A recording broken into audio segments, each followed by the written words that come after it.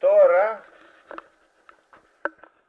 ο κύριος Παναγιώτης θα παίξει και ο κύριος Δανιήλ θα τραγουδήσει μερικά από αυτά τα τουρκικά δύστιχα που λέγανε για να τα ακούσουν οι Τούρκοι.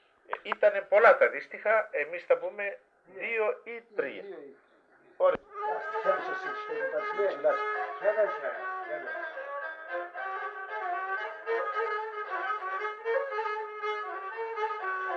Haca giden olur hacı, gitmeyen olur dovacı. Sensin derdin acı, gelin uça görünür.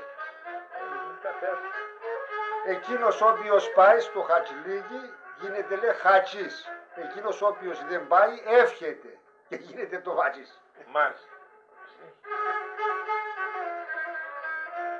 Develeri gater gater, ayakları kuma bata, kokusun eleme yeter, gelin kuça görünür. Οι καμήλες λέει έτσι καραβάνια έρχονται και τα πόδια τους χώνονται στον άμμο. Γιατί το μέρος εκείνο είναι αμμώδης εκεί.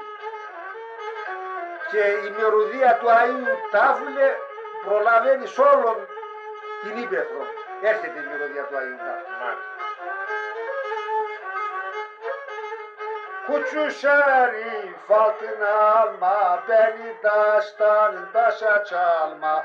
Nuri görmeden canımı alma, gelin uça görün nuri. Από μένα λέει χρυσόν να μην περιμένεις λέει.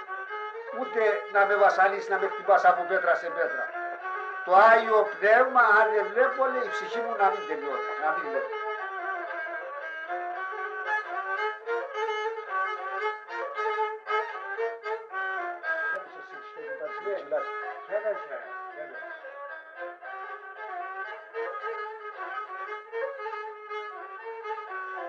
Haca giden olur hacı, gitmeyen olur dovacı. Sensin derdin acı, gelin uça görünür.